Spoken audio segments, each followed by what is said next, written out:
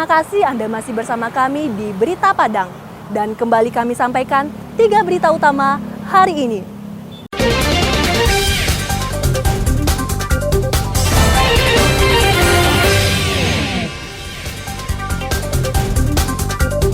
Penyakit mulut dan kuku kembali menyerang hewan ternak di Padang Pariaman. Pemerintah Kota Bukit Tinggi mulai laksanakan program makan bergizi gratis pada Senin pekan depan. Pencari durian tersasar di hutan, hingga pengedar ganja divonis hukuman mati, kami sampaikan dalam Padang Sepekan.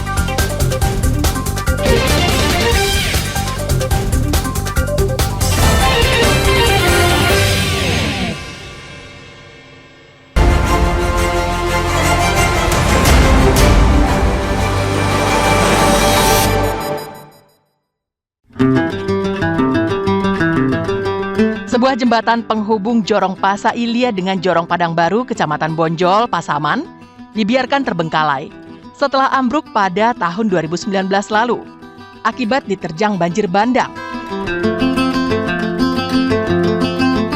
Akibatnya, warga terpaksa melewati jalan yang memutar, yang menambah jarak hingga 4 km jika ingin pergi ke Jorong Pasa Ilia maupun ke Jorong Padang Baru, atau harus rela menyeberang sungai jika airnya dangkal.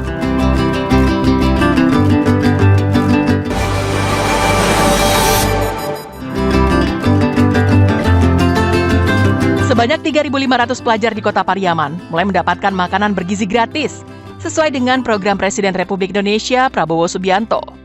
Dalam setiap porsi makanan yang dibagikan terdiri dari nasi, sayur, ayam, telur, dan pisang. Pada tahap awal, program makanan bergizi gratis baru diterapkan pada 16 sekolah. Saat ini, baru 3.500 murid dan pelajar yang bisa menikmatinya, mulai dari tingkat taman kanak-kanak hingga SLTA. Sedangkan jumlah pelajar di Pariaman mencapai 12.600 orang. Diharapkan, dalam waktu singkat, semua murid dan pelajar bisa mendapatkannya untuk menghindari terjadinya ketimpangan.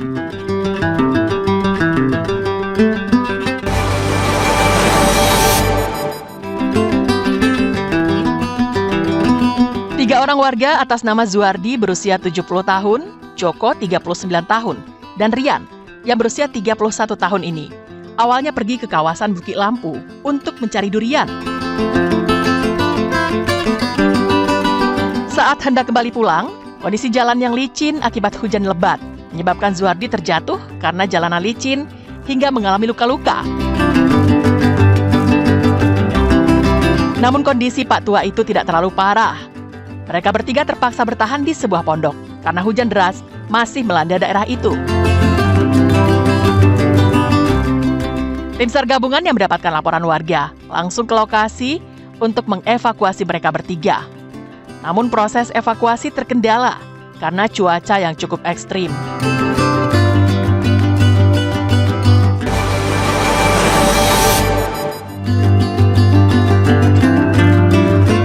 Memasuki awal tahun 2025, pesisir selatan direndam oleh banjir yang terjadi akibat hujan deras yang turun dengan intensitas tinggi.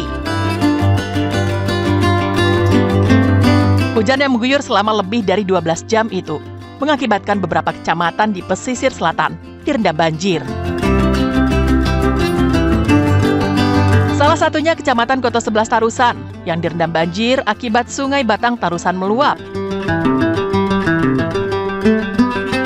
Ratusan rumah terendam banjir di Nagari Duku.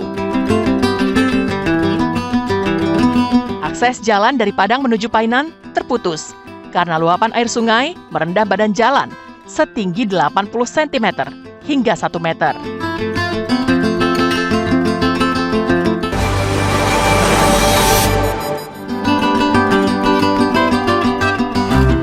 Pengadilan Negeri Lubuk Sikaping menorehkan sejarah baru yang menjatuhkan vonis hukuman mati pada seorang terdakwa pengedar ganja.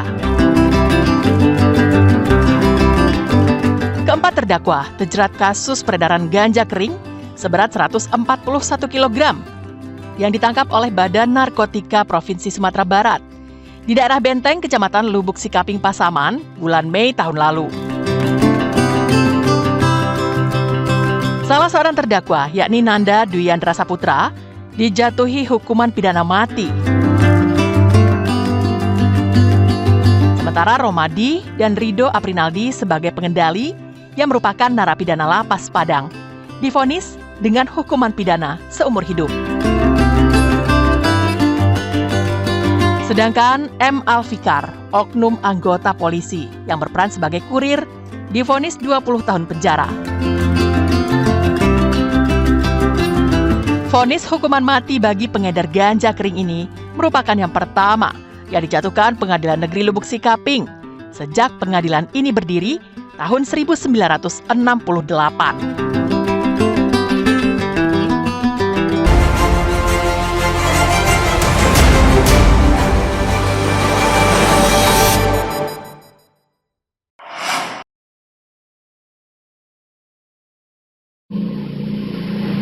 Bermodalkan rekaman kamera pengintai, Satuan Reskrim Polres Tanah Datar menyelidiki keberadaan seorang pembobol rumah yang terletak di perumahan Pagaruyung Tanah Datar. Pelaku bernama Syafronal yang mengetahui kedatangan petugas ke rumahnya di 50 kota, berusaha kabur lewat pintu belakang. Namun upayanya sia-sia karena petugas telah mengepung sekitar rumahnya. Syafronal pun ditangkap polisi. Dari pengakuannya, aksi pembobolan rumah ini telah dilakoninya sebanyak 4 kali di Tanah Datar.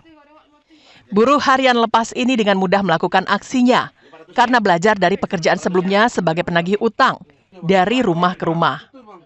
Sebelum beraksi, Syafronal biasanya memantau dan mengintai rumah kosong yang ditinggal pemiliknya yang sedang beraktivitas di luar rumah. Setelah memastikan rumah tak ada penghuninya, dan mengambil apa saja barang-barang berharga yang dijumpainya di dalam rumah. Rumah tersebut ditinggal pergi oleh pemilik, itu pemiliknya suami pergi bekerja seperti biasa, si istri pergi ke pasar. Pada saat tersebut tersangka dengan acak mencari rumah yang menjadi sasarannya, kemudian diketahui rumah itu kosong, langsung tersangka membobol rumah tersebut dengan cara mencongkel, merusak, dan masuk ke rumah tersebut. Dan barang bukti dari hasil pencurian yang telah dilakukan, ada sebagian yang sudah dijualnya dan sebagian berhasil belum dijualnya dan berhasil kita amankan. Pria berusia 43 tahun ini dijerat polisi dengan pasal 363 KUHP dengan ancaman hukuman paling lama 9 tahun penjara karena telah melakukan pencurian dengan pemberatan. Sri Louis melaporkan dari Tanah Datar.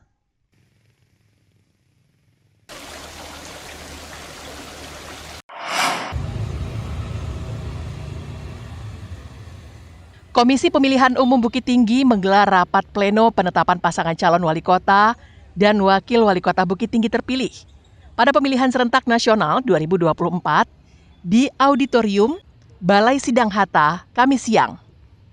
Pada rapat itu, KPU menetapkan pasangan Ramlan Nurmatias dan Ibnu Aziz secara resmi sebagai pasangan wali kota dan wakil wali kota Bukit Tinggi terpilih periode 2025 hingga 2030.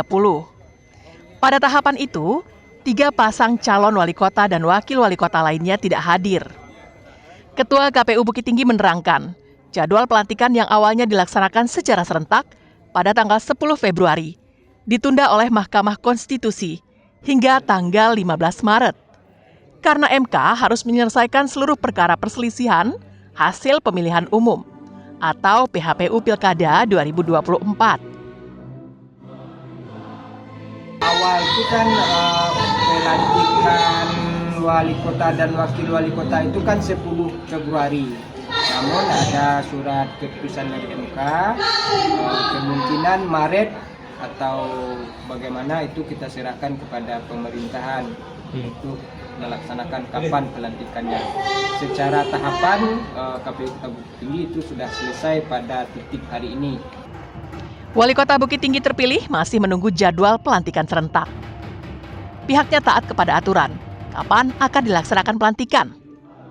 Ramlan Ibnu akan menjalin komunikasi dengan semua pihak untuk menjalankan program pemerintah pada 5 tahun ke depan. Ya, sampai sekarang yang jelas belum ada, karena itu peraturan presiden dalam pengangkatan kepala daerah, ya kan ada perpresnya. Nah kalau ini diundur tentu ada berubah perpres. Tapi perpres itu sampai sekarang belum ada perubahannya. Nah masih kita menunggu. Pokoknya kita mau Februari kah, Maret kah, apa kita tunggu saja. Kita ikut aturan saja. Oke. Dan sekalian lah Municipal undang-undang makan di ini. Pilwako Bukit Tinggi 2024 diikuti oleh 4 pasangan calon hasil pemungutan suara pada tanggal 27 November lalu. Pasangan calon nomor urut 4 Ramlan Nurmatias dan Ibnu Aziz meraih suara terbanyak dengan perolehan lebih dari 31.400 suara atau 51,7% pemilih. Dina Amrina melaporkan dari Bukit Tinggi. Pemirsa, sekian perjumpaan kita dalam Berita Padang hari ini. Saya Merlin dan tim redaksi yang bertugas izin pamit undur diri. Terima kasih atas kebersamaan Anda, selamat beraktivitas dan sampai jumpa.